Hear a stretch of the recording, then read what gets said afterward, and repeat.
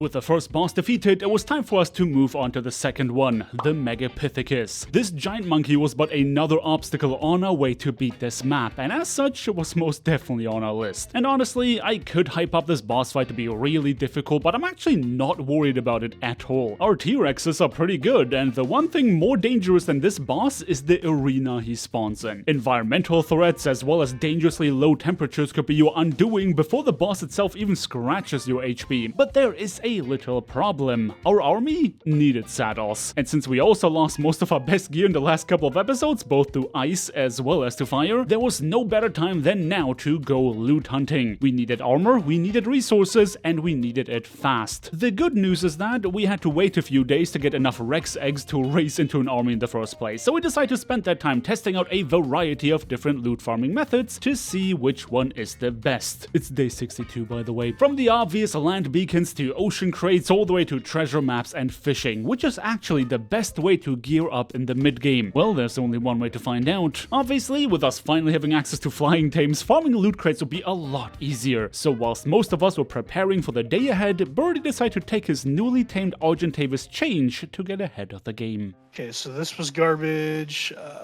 This is garbage. This is garbage. Enduros, not that bad.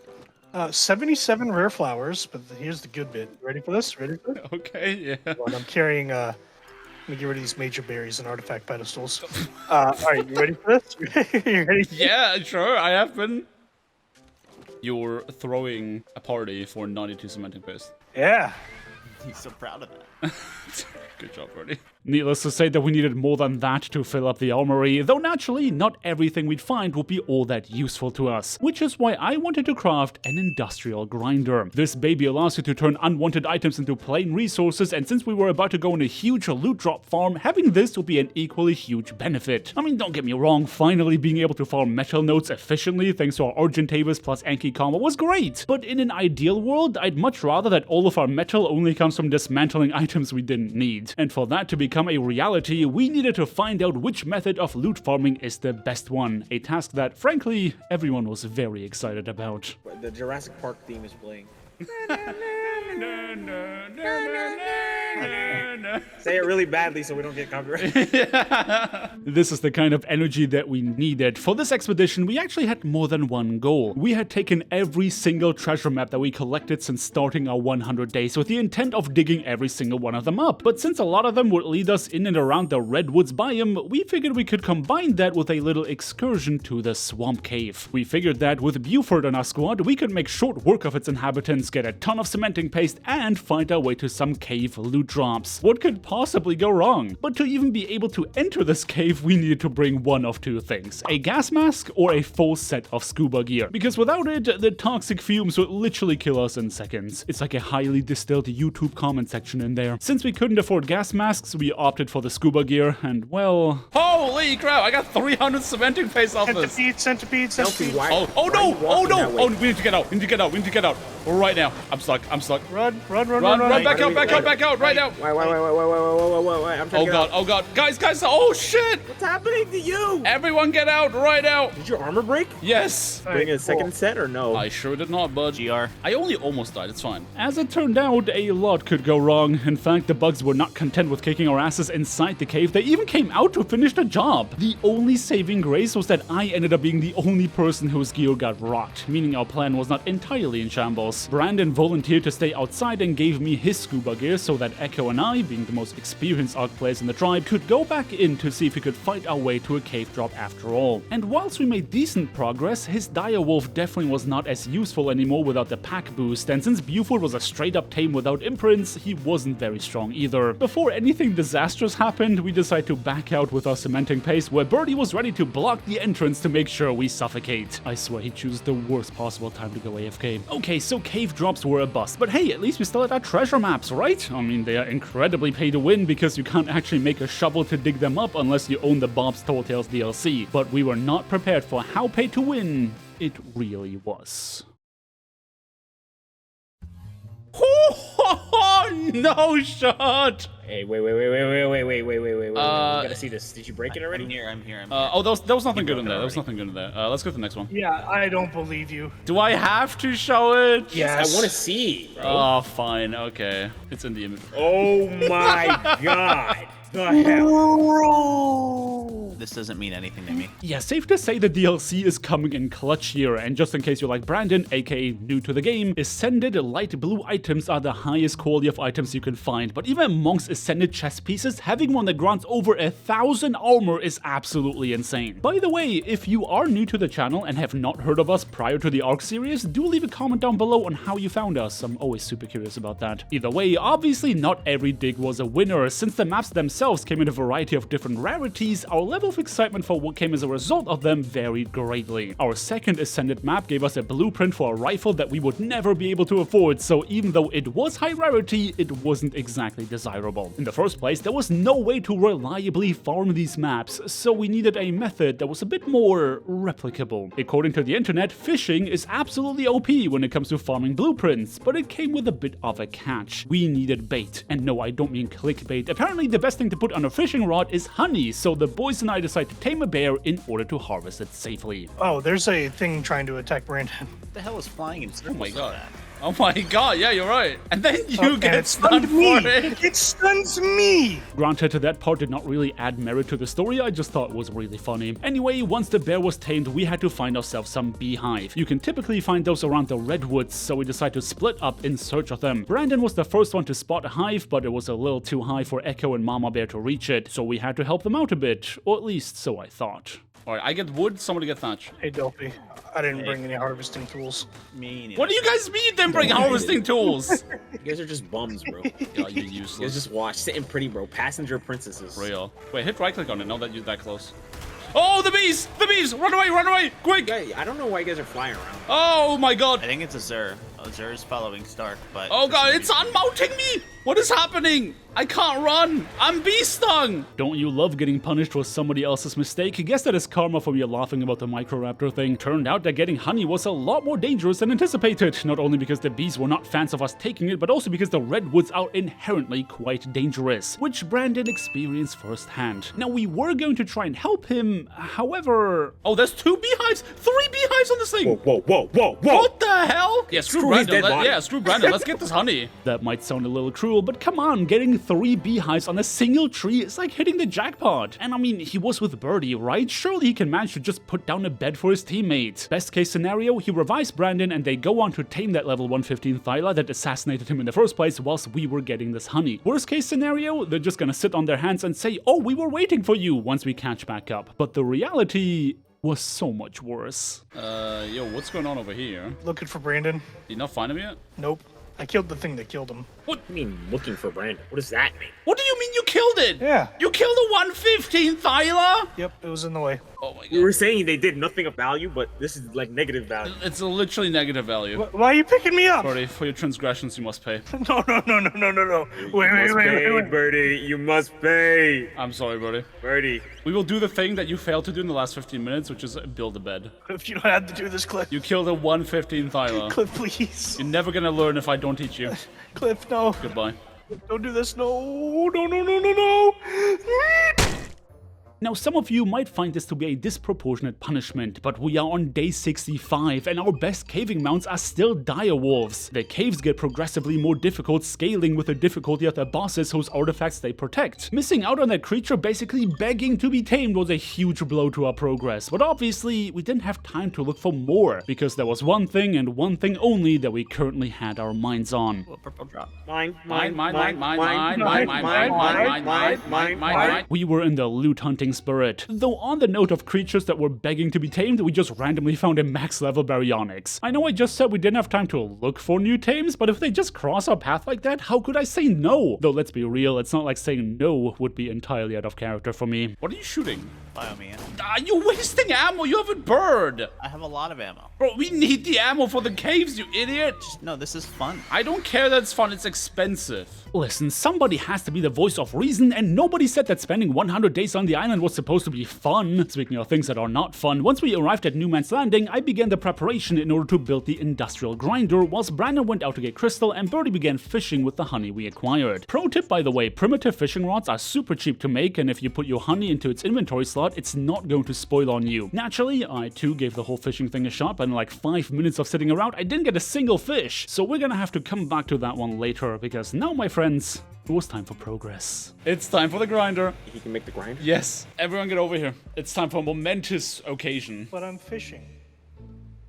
Is it more momentous than fishing? Yes. Brandon, did you make a spyglass? No. Can you guys just get over here, Why are please? you guys just like ruining the moment? Yeah, why are you ruining the moment? I'm literally here. I'm What not do the you mean? one with the baryonyx inside of our stupid thing. Bro, it's day 65, and we're finally gonna get the most broken item in this game. Stay 65? It's day 65. Oh. What does it do? You're about to find out. You may ah and ooh right now. I don't know what it's. Ooh. Okay. Am I gonna get paid later? So you see this gear piece, 1200 armor ascended chest piece? Yeah, let's see what turns into.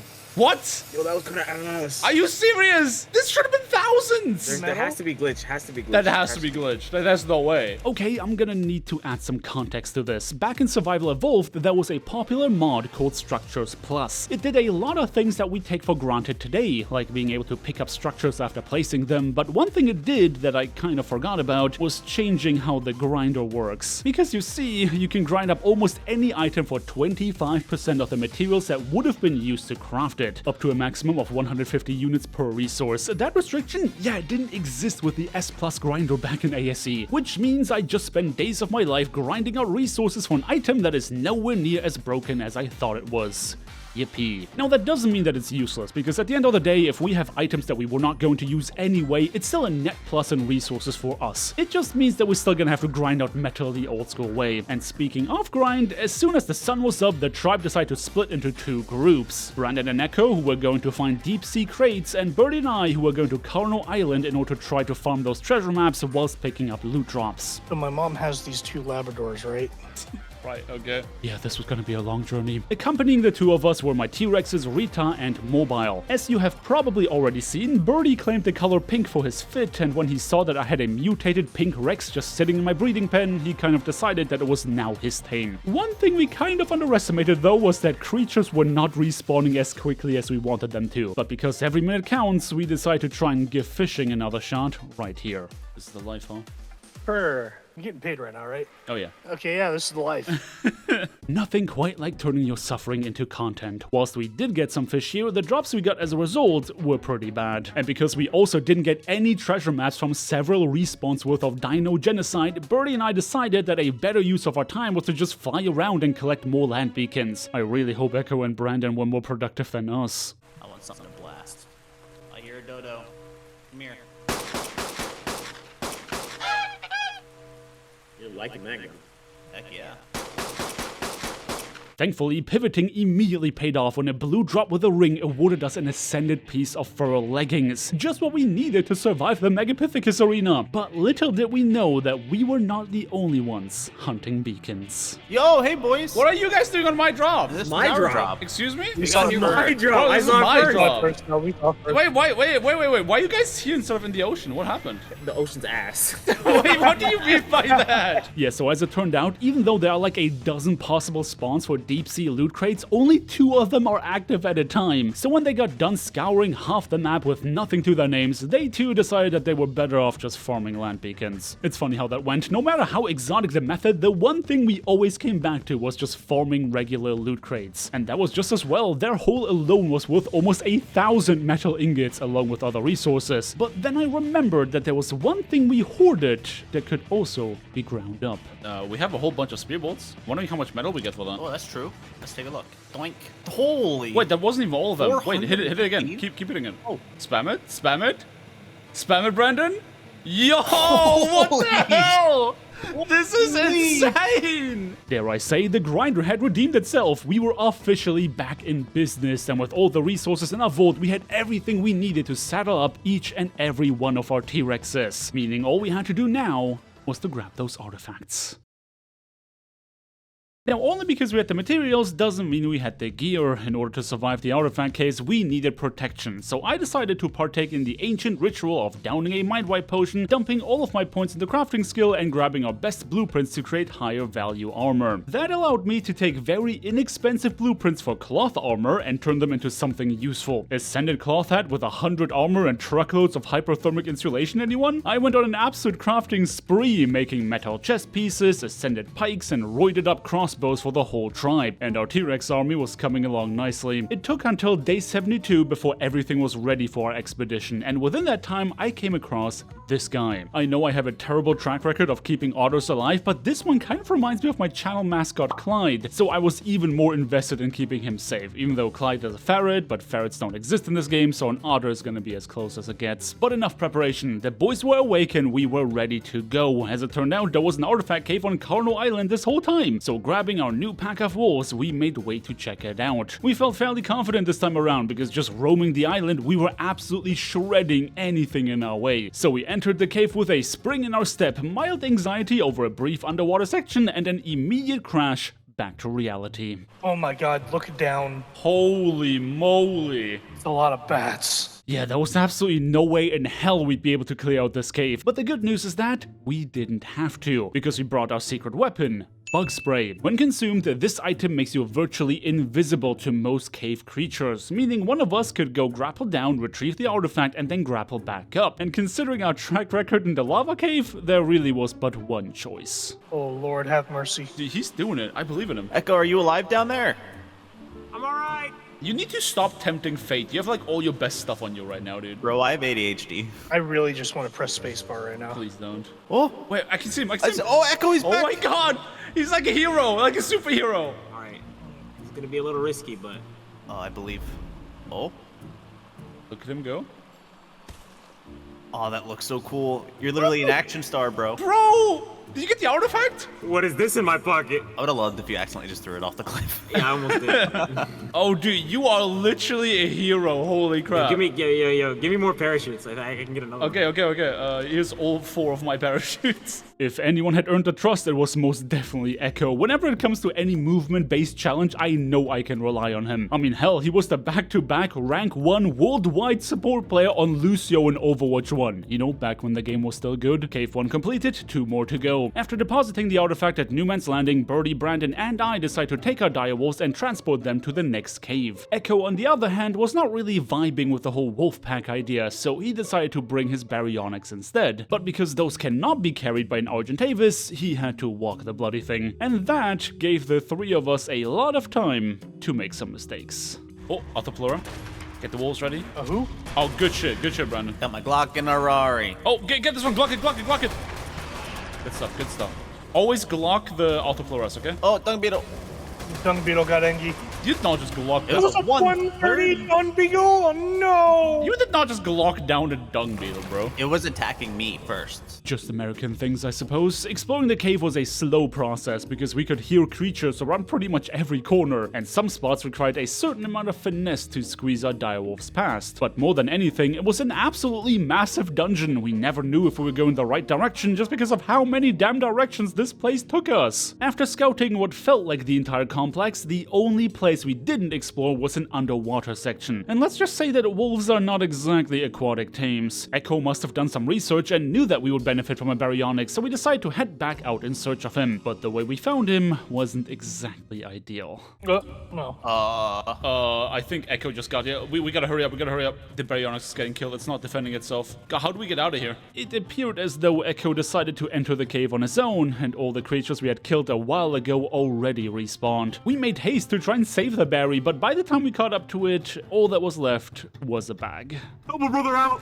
Oh! Where did he come from? This guy, dude. Not sure if he got jumpscared by the Arthro or by Echo. I really wish that us losing a berry would be the worst that would happen in this cave run, but flying centipedes was not the only thing Echo brought along. He also got us some Lazarus chowder, which is a type of buff food that would allow us to stay underwater long enough, hopefully, to get past the underwater section. Or at least that was the plan, until he insisted on swimming alongside me without a tame, just to then proceed to stab me to death with a very pike that I crafted for him mere days ago. Which is a very roundabout way to get me to find out that actually he brought more than one baryonyx around, because at the cave entrance next to our beds I found another one. Also, I found a wild Brandon who apparently did not get the memo about consuming Lazarus chowder before going for a swim. Either way, I took the Barry and Brandon and parkoured my way around the cave to eventually be met with my assassin. We have an imposter. Really? The guy who killed me? Dude, you ran into my bike. What do you mean I ran to your bike? You killed me! I mean, honestly, it's better that we're bringing Hinata in anyway.